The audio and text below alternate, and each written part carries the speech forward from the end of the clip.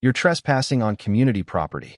That's how it started, or how it ended, depending on how you look at it. Ruby Chavez stormed into my lake cabin, clipboard raised like she was about to swing for a home run, ready to finish me off once and for all. But she stopped cold as soon as she saw who was sitting across my kitchen table. The color drained from her face in half a second. She stammered, Who are you?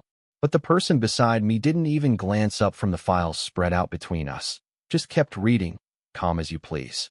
Ruby had no clue she'd just walked into the most important meeting of my life. Yeah, you heard me right. And what happened next would blow your mind. Let me back up a sec.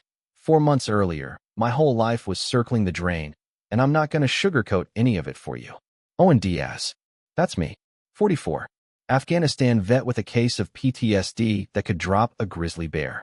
I wasn't one of those guys who came back from war pretending everything was fine. I was the exact opposite. I was the poster child for broken soldiers who can't hack civilian life.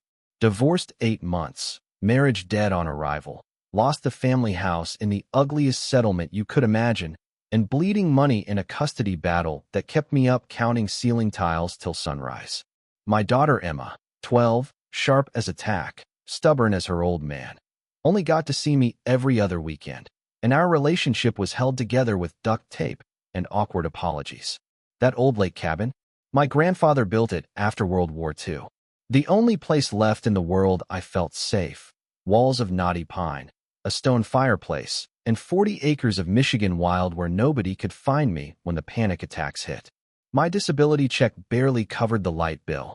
Groceries were a game of what can I stretch this week? And legal help? Forget it. My biggest terror was that one wrong move could mean losing Emma for good. Family court doesn't care about Purple Hearts, and I looked about as stable as a Jenga tower in a tornado. Then came Ruby Chavez.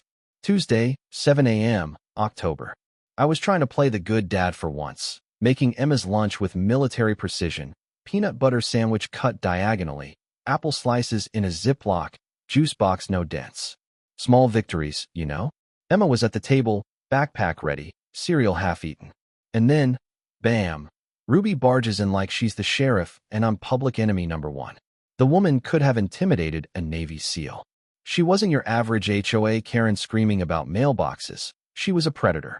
Cold, calculated, smart. Former insurance fraud investigator, turned full-time destroyer of other people's happiness after her husband left her bankrupt and bitter. For 2 years, Ruby ran the neighborhood HOA like it was her own private dictatorship. Her county clerk friend fed her divorce records, tax liens, veteran disability info. She researched her targets like a hitman. Mr. Diaz, she barked, waving her clipboard like it was the deed to my soul. 47 violations discovered this morning. I mean 47? My place was no palace, but it wasn't falling down, either. Ruby had combed my yard for dead leaves like they were evidence, measured my grass with a ruler, photographed every speck of chipped paint. She found violations in rules nobody had ever heard of. And worst of all, Emma watched the whole thing, eyes darting from me to the woman at the door, cereal spoon halfway to her mouth. Ruby's game was psychological warfare. Unstable veteran living illegally, endangers community children. Does your precious Emma know daddy breaks the law every day? Every word was designed to hit my deepest insecurities, make me feel like an unfit father, a broken soldier, a failure. But then she showed her hand. She knew details she should never know, my PTSD triggers, how I count to 10, how I pace when panic hits. Divorce records, county office gossip, even my anger management classes, she had it all. Fight me, she smiled, pure venom. Emma's school will know about your anger episodes. Every parent in the district will hear about the dangerous veteran next to the playground. That night, I was cleaning out my grandfather's dusty files, shaking so bad I could barely hold a flashlight, when I stumbled on a yellowed property survey from 1960. Read it 3 times. Couldn't believe my eyes. Ruby's beloved HOA office, her headquarters, sat entirely on my family's land. Not a foot, not a corner, the whole damn thing. For 2 years, she'd been trespassing while trying to get me out. The irony was so thick I actually laughed out loud. But then came the twist that kept me awake all night. Ruby knew how to research, so why didn't she know her office was on my land? Unless she did know. Maybe she'd picked this spot for a reason. Within 72 hours, Ruby's escalation went nuclear. Her ex-husband, the county commissioner's chief of staff, started working the phones. My appeal paperwork vanished. Ruby's building permits got fast-tracked. Every repair I'd made to the cabin was suddenly a code violation. Whisper campaigns started at Emma's school. Concerned neighbors called in safety tips. Fines stacked up, $200 a day. The county threatened to seize my property for public safety. Local news picked up the story: troubled veteran, property neglect, community safety. Ruby, meanwhile, played the hero, protecting kids from the scary ex-soldier. Week after week, the snowball grew. And that's when Frank Torres showed up. Ruby's surveyor, but also a Marine. He saw right through her game, recognized my hypervigilance, knew I wasn't dangerous, just fighting to survive. Frank had his own demons, and Ruby had leverage. Unreported contracting income, therapy notes from the VA. She knew where to hit him. Frank cracked. He gave me evidence, records of Ruby's past victims, an elderly widow, a young Marine family, a small business owner, all driven out, properties snatched up by Ruby's shell companies, then flipped for triple the money. Same playbook, every time. Target vulnerable people, bury them in fines, destroy their ability to fight back. That's when I decided to fight dirty, set up trail cameras, document every encounter, record every phone call. My cameras caught Ruby's crew dumping garbage on my land at 2 a.m. to create new violations. Spray painting my shed, planting empty beer bottles, scattering threatening letters with my name on them. I went to the police with video proof. Charges disappeared, like always. Ruby's county connections were a black hole for justice. But Frank had more for me. Ruby's been stealing HOA funds to buy properties, he whispered, passing me bank records, $31,000 missing over 18 months. Maintenance contracts for phantom companies, legal fees for services never rendered. Shell companies flipping victim properties at triple the price. Other victims wanted to testify, but were terrified. That night, Emma, 12 years old, braver than I'll ever be, tucked in beside me and whispered, "Daddy, Mrs. Chavez knows about your nightmares. She even knew about the time you cried after Mom left. How does she know the things only we talk about?" That's when it hit me. Someone close to us was feeding Ruby information. Someone I trusted. Ruby's next move crossed every line. She started targeting Emma. Whisper campaigns at school, telling parents their kids shouldn't hang out with the troubled veteran's daughter. Emma stopped getting birthday invites. Teachers eyed her with suspicion. She came home asking, "Daddy, why do grown-ups whisper when they see us?" Finally, I thought I had her. The survey that proved her office sat on our land. I marched into the sheriff's office with it, full of hope. He promised an investigation. But 24 hours later, a county inspector stamped "invalid" on my evidence. Ruby had challenged its authenticity, accused me of fabricating documents, and filed harassment charges against me. The same sheriff who'd been supportive now treated me like a stalker. Enter Judy Walsh, property attorney, bulldog, lost her own home to HOA fraud years ago. She saw right through Ruby's scam. "Owen, this is bigger than you. The FBI has been watching Ruby as part of a multi-state fraud ring. We need to build a federal case." But that would take months, and Ruby was accelerating the foreclosure timeline, poisoning my relationship with Emma, turning the community against me.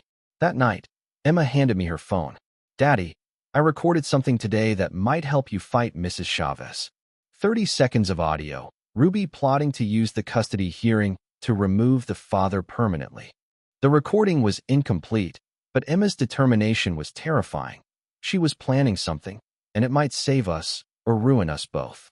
The next morning, Frank showed up at dawn with more documentation.